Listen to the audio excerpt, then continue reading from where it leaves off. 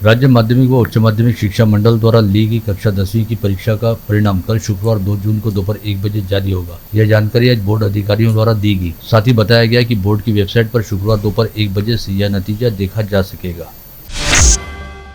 पिछले 4 माह से ठप पड़ी शहर की लाइफलाइन सिटी बस सेवा बैंक द्वारा एनओसी दिए जाने की रजामंदी के बाद अगले सप्ताह से शुरू होने की पूरी संभावना है। बैंक द्वारा हरी झंडी दिए जाने के बाद आज अथवा कल सिटी बस के नए ठेकेदार से मनपा का एग्रीमेंट होते ही शहर में सिटी बस दौड़ना शुरू हो जाएगी। नए ठेकेदार द्वारा भी बसों की दुरुस्ती का काम युद्ध स्तर पर शुरू किया गया है। जिले की सांसद नवनीत राणा द्वारा किए गए अथक प्रयासों तथा रेल मंत्री अश्विनी वैष्णव व उप मुख्यमंत्री देवेंद्र फडणवीस के सहयोग से मंजूर हुए निभोरा के सिपना अभियांत्रिकी महाविद्यालय के पास के रेलवे क्रॉसिंग पर 48 करोड़ रुपए की लागत से उड़ान पुल व भूमिगत मार्ग को मंजूरी मिलने पर आज इस प्रारूप को मंजूरी देने के लिए मनपा आयुक्त प्रवीण आष्टीकर के कक्ष में महारेल अधिकारी, मनपा अधिकारी व युवा स्वाभिमान पदाधिकारियों की बैठक हुई। विगत दिनों विदेश यात्रा पर रहने वाले विधायक रवि राणा ने विदेश यात्रा से लौटते ही जूनी बस्ती बडनेरा में 1 करोड़ 53 लाख रुपए के विकास कामों का भूमि पूजन किया। इसके तहत जूनी बस्ती बडनेरा परिसर के विभिन्न क्षेत्रों में अलग अलग विकास कामों का भूमि पूजन करते हुए विधायक रवि राणा ने कहा कि बडनेरा निर्वाचन क्षेत्र में सभी तरह की मूलभूत सुविधाएं उपलब्ध कराई जाएंगी। मानसून के मौसम की शुरुआत होने जा रही है। अमरावती जिले और संभाग में सुरक्षा की दृष्टि से प्रशासन अलर्ट मोड पर आ गया है। ऐसे में संभागीय राजस्व आयुक्त निधि पांडे ने विभागीय मानसून की पूर्व तैयारी को लेकर समीक्षा बैठक ली और सभी पुराने रास्तों, पुल व इमारत के स्ट्रक्चरल ऑडिट की रिपोर्ट 15 दिन के भीतर पेश करने के निर्देश जारी किए। राज्य दिव्यांग कल्याण विभाग के अध्यक्ष व विधायक बच्चू कडू ने आज दावा किया कि ठाकरे गुट के पास जितने भी सांसद व विधायक बचे हुए हैं वे बहुत जल्द शिंदे गुट में आ सकते हैं। बीते दिनों ही ठाकरे गुट के सांसद विनायक राउत ने शिंदे गुट को लेकर बड़ा दावा किया था और कहा था कि शिंदे गुट में काफी बड़ा विस्फोट होगा, जिस पर प्रतिक्रिया देते हुए विधायक बच्चू कडू ने कहा कि ठाकरे की शिवसेना में इतना बड़ा विस्फोट हुआ, इसके बावजूद शायद उन्हें शांति नहीं मिली। इस समय ठाकरे गुट के पास कुछ भी नहीं बचा है और जो थोड़ा बहुत बचा है वह बहुत जल्द शिंदे गुट के पास आ जाएगा। विधायक यशोमती ठाकुर की संकल्पना से मोजरी की रामचंद्र कल्याण संस्था के सहयोग से स्वास्थ्यवारी आपके द्वार उपक्रम की शुरुआत बुधवार को पुण्यश्लोक अहिल्या देवी होलकर की जयंती के अवसर पर अमरावती तहसील में की गई। इस उपक्रम का शुभारंभ खानापुर थोगांव में किया गया। अचलपुर नगर परिषद के मुख्याधिकारी रहे राजेंद्र फातले के तबादले की वजह से रिक्त हुए मुख्याधिकारी पद पर यवतमाल जिला अंतर्गत दारवा नगर परिषद के मुख्याधिकारी धीरज गोहाड़ की नियुक्ति की गई है, जिसके बाद अचलपुर पालिका के नए मुख्याधिकारी धीरज गोहाड़ ने आज अचलपुर पहुंचकर अपना पदभार स्वीकार किया।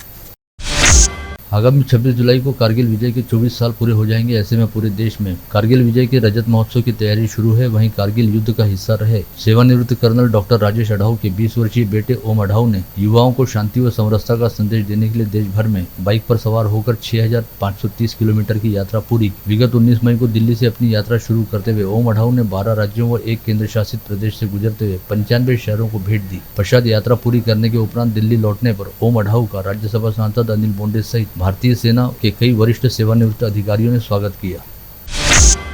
जिजाऊ कमर्शियल कोऑपरेटिव बैंक की प्रारूप मतदाता सूची प्रकाशित कर दी गई, जिस पर 29 मई तक 35 आपत्ति व आक्षेप प्राप्त हुए, जिन पर 5 जून को सुनवाई करते हुए निर्णय दिया जाएगा और इसके बाद 13 जून को अंतिम मतदाता सूची प्रकाशित की जाएगी। इसके बाद अगले 11 दिनों में यानी 25 से 30 जून के दौरान बैंक का चुनावी कार्यक्रम घोषित होने की संभावना है और जुलाई माह में बैंक के चुनाव करवाए जाएंगे। 1 वर्ष पहले शिक्षा उप संचालक पद पर कार्यरत हुए शिवलिंग पटवे के स्थान पर शिक्षा बोर्ड की प्रभारी अध्यक्ष नीलिमा टाके की नियुक्ति की गई थी, लेकिन इस नियुक्ति आदेश के खिलाफ शिवलिंग पटवे ने मैट में याचिका दाखिल की और मैट ने केवल 3 दिन के भीतर इस आदेश को स्थगिति दी। ऐसे में अब उप संचालक पद पर शिवलिंग पटवे की नियुक्ति ही ग्राह्य मानी गई और उनकी अनुपस्थिति में शिक्षा उप संचालक के कक्ष पर सील लगा दिया गया। आज यहाँ बुलाई गई पत्रवार्ता में पहलवान राहुल बागड़े व जीतू नाइक ने बताया कि महाविकास आघाड़ी द्वारा शिव छत्रपति क्रीड़ा संस्था व शहर तालीम संघ के सहयोग से आगामी रविवार 4 जून को साई नगर में विदर्भ स्तरीय श्री साई केसरी कुश्ती स्पर्धा विविध गुटों में आयोजित की गई है। 4 जूनला साईनगरच्या साईनगर परिसरामध्ये साईबाबा मंदिराच्या पाठीमागे साई गावात या जागेमध्ये राहुल बागड़े उत्कृष्ट कुस्तीगीर 4-5 वर्षापासून याची इच्छा होती की एक चांगलं आयोजन ज्या परिसरामध्ये मी राहतो त्या परिसरामध्ये माझं वास्तव्य आहे आणि त्यांची सगळी मित्रमंडळी वसंतराव गोरखेडे, तुळशीदास काकडे, दुर्डीके, वाळशेजी, व्यास आणि हे सगळं मित्रमंडळी एकत्र झाली आणि महाआघाडी विलास इंगोले त्यांनी यांना सहकार्य केलं.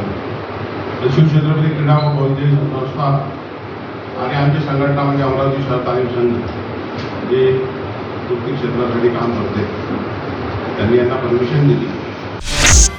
क्रांति ज्योति सावित्रीबाई फुले के संदर्भ में इंडिक टेल्स नामक न्यूज पोर्टल पर आपत्तिजनक लेख प्रकाशित करने को लेकर राष्ट्रवादी कांग्रेस पार्टी द्वारा तीव्र निषेध जताया गया. पार्टी के शहराध्यक्ष प्रशांत डवरे के नेतृत्व में पार्टी के कार्यकर्ताओं ने इरविन चौराहे पर शांतिपूर्ण तरीके से निषेध प्रदर्शन करते हुए इस वेबसाइट पर प्रतिबंध लगाए जाने की मांग की. अंतर्राष्ट्रीय हिंदू परिषद व राष्ट्रीय बजरंग दल द्वारा जिलाधीश के जरिए राष्ट्रपति के नाम भेजे गए ज्ञापन में कहा गया कि हाल ही में देश की राजधानी नई दिल्ली में साहिल खान नामक 20 वर्षीय युवक ने साक्षी नामक 16 वर्षीय नाबालिग बच्ची को निर्ममतापूर्वक मौत के घाट उतारा. इस घटना का सीसीटीवी फुटेज भी सामने आया है. ऐसे में इस मामले की सुनवाई फास्ट ट्रैक कोर्ट के जरिए करते हुए साक्षी के हत्यारे को जल्द से जल्द फांसी की सजा सुनाई जाए और सजा पर भी जल्द अमल हो.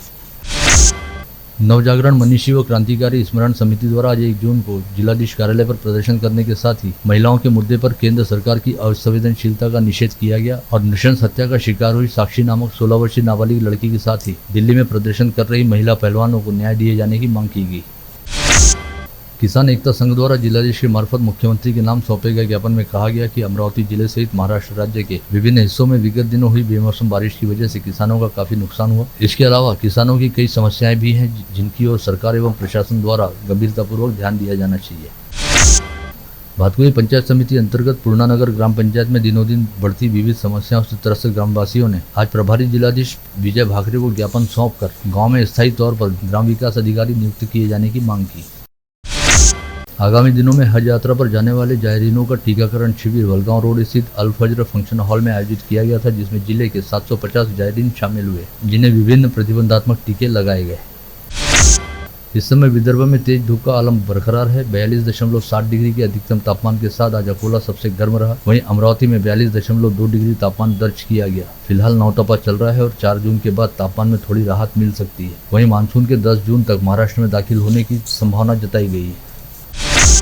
जलगांव के काशीबाई उखाजी कोल्हे विद्यालय के पास स्थित भारतीय स्टेट बैंक की शाखा में आज सुबह कामकाज शुरू होते ही 9:30 बजे के आसपास 2 हथियारबंद युवाओं ने डाका डाला और चाकू की नोक पर 17 लाख रुपए की नगद रकम सहित बैंक में गिरवी रखे गए सोने के आभूषण लूटकर फरार हो गए. इन दोनों लुटेरों ने बैंक मैनेजर की जांघ पर चाकू से वार भी किया, जिसकी वजह से बैंक मैनेजर राहुल महाजन बुरी तरह घायल हुए.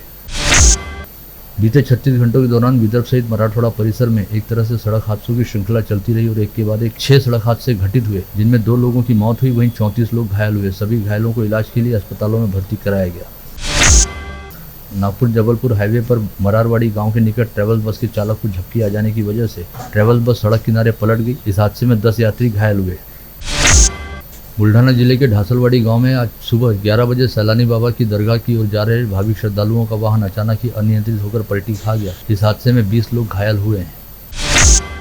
बुल्ढाना जिले में समृद्धि हाईवे पर फरदापुर मलकापुर पांद्रा के दौरान कल सुबह 7:45 बजे पुणे से नागपुर की ओर जा रही कार का टायर फूट जाने की वजह से कार उलट गई. इस हादसे में कार में सवार 3 लोग घायल हुए हैं. समृद्धि महामार्ग पर संभाजीनगर से मालेगांव की ओर आ रही कार के चालक को झपकी लग गई और यह कार सामने चल रहे ट्रक से जा भिड़ी. इस हादसे में रफीक पवार नामक व्यक्ति को चोटें आई हैं. अकोला नांदेड़ महामार्ग पर वाशिम शहर में स्कूल बस, कार व दुपहिया ऐसे 3 वाहनों के बीच अजीबोगरीब हादसा हुआ. इस हादसे में दुपहिया सवार की मौके पर मौत हो गई. परभणी शहर में रेलवे स्टेशन के सामने हिंगोली से परभणी की ओर आने वाली शिवशाही बस द्वारा टक्कर मार दिए जाने के चलते रास्ते से पैदल गुजर रही महिला की जगह पर मौत हो गई, जिसकी फिलहाल शिनाख्त नहीं हो पाई है. गाड़गेनगर पुलिस थाना क्षेत्र अंतर्गत अपने घर के स्नान गृह में स्नान कर रही महिला को चोरी छिपे तरीके से देख रहे मोहम्मद नाजिस अब्दुल कयूम नामक आरोपी को पकड़कर क्षेत्रवासियों ने पहले उसकी जमकर पिटाई की, बाद में उसे गाड़गेनगर पुलिस के हवाले किया. खुद के अविवाहित रहने का दिखावा करते हुए एक विधवा को विवाह का प्रलोभन देकर उसका लैंगिक शोषण किए जाने की घटना धरनी में उजागर हुई. साथ ही पीड़िता द्वारा किसी दूसरे व्यक्ति से रिश्ता तय होने पर साजिद शेख सलीम शेख नामक आरोपी ने उस महिला के आपत्तिजनक वीडियो उसके होने वाले पति सहित भाई को भेजे. आरोपी साजिद शेख सलीम शेख के खिलाफ धरनी पुलिस ने मामला दर्ज किया है. गाड़गेनगर पुलिस थाना क्षेत्र अंतर्गत हर्षराज कॉलोनी परिसर की ऊर्जा कॉलोनी में रहने वाले नितिन भोगसे ने अज्ञात व्यक्ति के कहने पर दुगने लाभ की लालच में फंसकर 87,000 रुपये का निवेश किया, लेकिन बाद में पता चला कि उनके साथ धोखाधड़ी हुई. इस मामले को लेकर गाड़गेनगर पुलिस में ऑनलाइन जालसाजी की शिकायत दर्ज कराई गई है. सिकंदरा पुलिस थाना क्षेत्र अंतर्गत नगापुर गांव में 2 दिन पहले बारात में नाचते समय धक्का लग जाने की वजह से 2 युवकों के बीच विवाद हुआ, जिसमें सावन सावरकर नामक युवक ने तुषार नागले नामक युवक पर लाठी व हंसिये से वार किया, जिसमें गंभीर रूप से घायल हुए तुषार नागले की इलाज के दौरान मौत हो गई। पुलिस ने सावन सावरकर को गिरफ्तार किया है। 30 मई की रात 2 बदमाशों ने 8:30 बजे के दौरान एक पुलिस कर्मचारी से मारपीट करते हुए उसका मोबाइल फोन छीन लिया। यह वारदात इरविन से कैंप रोड परिसर में घटित हुई। ग्रामीण पुलिस में कार्यरत वसीम अमीर खान पठान की शिकायत पर गाड़ीनगर पुलिस ने 2 लोगों के खिलाफ लूटपाट व मारपीट का मामला दर्ज किया है।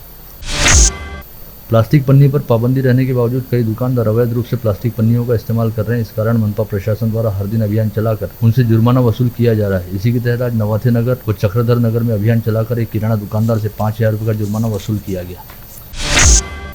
यवतमाल से अकोला की ओर अपना ट्रक लेकर जा रहे राजू मरस कुल्ले नामक ट्रक चालक को ट्रक चलाते समय अचानक ही अस्वस्थ महसूस होने लगा। ऐसे में उसने खामगांव के निकट अपना ट्रक एक ढाबे पर रोका। इसी समय तेज हार्ट अटैक आने के चलते यह ड्राइवर अपने केबिन में ही गश खाकर गिर पड़ा और वहीं पर उसकी मौत हो गई। आप देख रहे थे मंडल न्यूज बुलेटिन। हमारे चैनल को लाइक करें, शेयर करें और हाँ, सब्सक्राइब करना ना भूलें। कल होगी आपसे फिर मुलाकात, तब तक के लिए धन्यवाद।